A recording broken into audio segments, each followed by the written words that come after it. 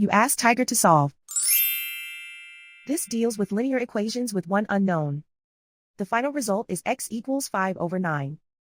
Let's solve it step by step. Simplify the expression.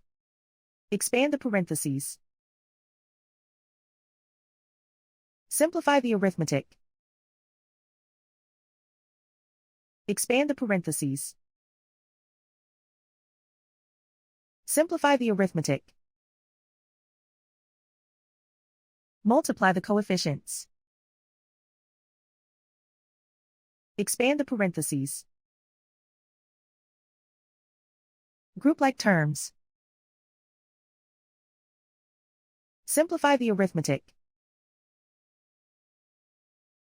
Group all constants on the right side of the equation. Subtract 15 from both sides. Simplify the arithmetic.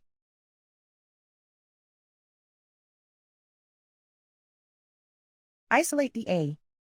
Divide both sides by -27. Cancel out the negatives. Simplify the fraction. Cancel out the negatives. Find the greatest common factor of the numerator and denominator. Factor out and cancel the greatest common factor.